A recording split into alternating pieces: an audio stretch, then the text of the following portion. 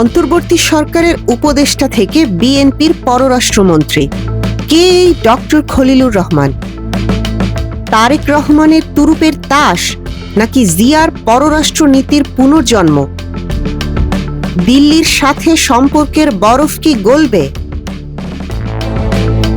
19 ফেব্রুয়ারি 2026 বিএনপির নতুন মন্ত্রিসভার তালিকা যখন প্রকাশ হল, তখন রাজনৈতিক মহলে বিস্ময়ের ঢেউ।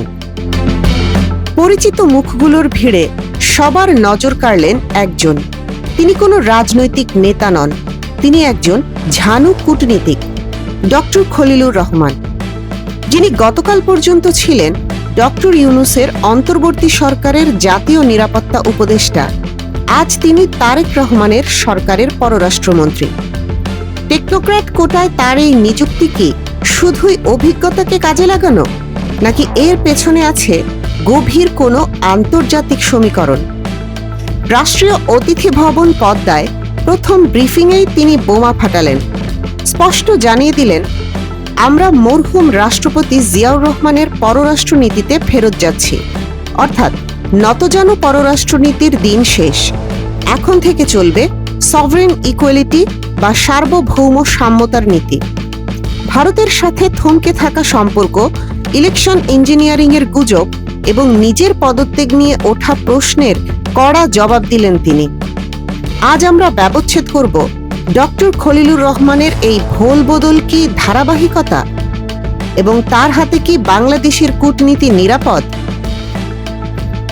কে এই ডক্টর খলিলুর রহমান? তার ক্যারিয়ার গ্রাফ দেখলে মনে হবে তিনি যেন এই দিনটির জন্যই তৈরি হচ্ছিলেন। 1979 সালে সিভিল সার্ভিসে যোগদান। শুরুটা ছিল দক্ষিণ এশিয়া বিভাগ দিয়ে। 1985 সালে জাতিসংঘে বাংলাদেশের স্থায়ী মিশন। সেখানে তিনি স্বল্পোন্নত দেশগুলোর মুখপাত্র হিসেবে গ্লোবাল স্টেজে বাংলাদেশের কণ্ঠস্বর হয়ে ওঠেন।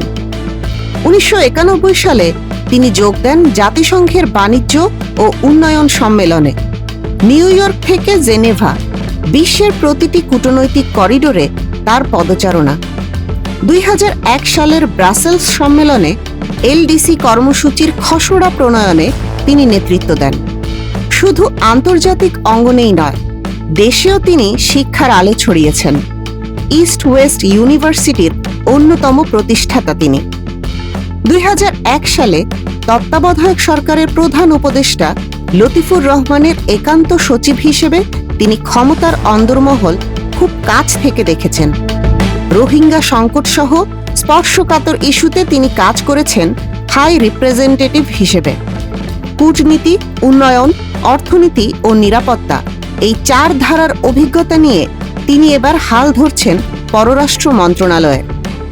বিশ্লেষকরা বলছেন, তারেক রহমান তাকে বেছে নিয়েছেন কারণ তিনি জানেন আগামীর বিশ্ব রাজনীতিতে টিকে থাকতে হলে শুধু রাজনৈতিক বুলি দিয়ে হবে না, লাগবে ডক্টর খলিলুর রহমানের মতো কূটনৈতিক আর্কিটেক্ট। প্রথম দিনেই ডক্টর খলিলুর রহমান তার ভিশন পরিষ্কার করেছেন। তিনি বলেছেন, আমরা মরহুম রাষ্ট্রপতি জিয়াউর রহমান সাহেবের ফরেন পলিসিতে ফেরত যাচ্ছি। এর মানে কি? এর মানে হলো সভরেন ইকুয়ালিটি বা সার্বভৌম সাম্যতা। সভরেন ইকুয়ালিটি মানে সার্বভৌম সাম্যতা, পরস্পরের স্বাধীনতার প্রতি শ্রদ্ধা, নন ইন্টারফারেন্স, কারো আভ্যন্তরীণ ব্যাপারে হস্তক্ষেপ না করা।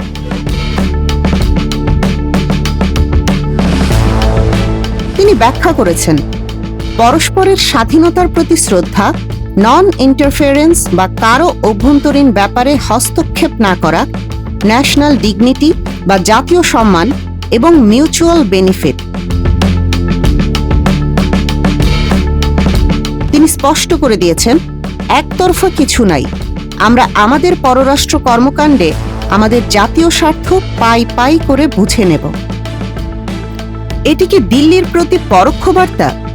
গত এক দশকে আমরা দেখেছি একতরফা সম্পর্ক, কিন্তু ডক্টর খলিলুর রহমান পাই পাই করে বুঝে নেওয়ার কথা বলে বুঝিয়ে দিলেন, এখন থেকে লেনদেন হবে সমানে সমান। তিনি মনে করিয়ে দিলেন জিয়াউর রহমানের সাহসিকতার কথা। 1974 সালে জাতিসংঘের সদস্যপদ পাওয়া এবং মাত্র 4 বছরের মধ্যে জাপানের মতো শক্তিকে হারিয়ে নিরাপত্তা পরিষদের সদস্য হওয়া, সেই হারানো গৌরব তিনি ফিরিয়ে আনতে চান। তবে ডক্টর খলিলুর রহমানের এই যাত্রা কুসুমাস্তীর্ণ ছিল না। অন্তর্বর্তী সরকারের উপদেষ্টা থাকার সময় বিএনপি নিজেই তার পদত্যাগ চেয়েছিল। আজ সেই বিএনপির মন্ত্রিসভায় তিনি কিভাবে? সাংবাদিকদের এই খোঁচা তিনি সামলিয়েছেন অত্যন্ত চাতুর্যের সাথে। তিনি হাসতে হাসতে বলেছেন, আমি তো জোর করে আসিনি। এক একজন এক এক সম্পর্কে একটা ধারণা থাকতে পারে প্রাথমিক, সেটা পরিবর্তন হয়, তাই না? অর্থাৎ রাজনীতিতে শেষ কথা বলে কিছু নেই। তারেক রহমান হয়তো বুঝেছেন দলের স্বার্থে নয়, দেশের স্বার্থে খলিলুর রহমানকে প্রয়োজন। আর নির্বাচনের ফলাফল নিয়ে যে ইঞ্জিনিয়ারিংয়ের গুজব চলছে, তার জবাবে তিনি ছিলেন আরও আক্রমণাত্মক। তিনি বলেছেন, অনেকে ইলেকশন ইঞ্জিনিয়ারিংয়ের কথা বলছে, তার মানে গণনা ঠিক হয়নি, তাই তো? তো গুনে নেন আরেকবার, তো মুশকিল নাই। এই কনফিডেন্স প্রমাণ করে নতুন সরকার তাদের ম্যান্ডেট নিয়ে কতটা আত্মবিশ্বাসী।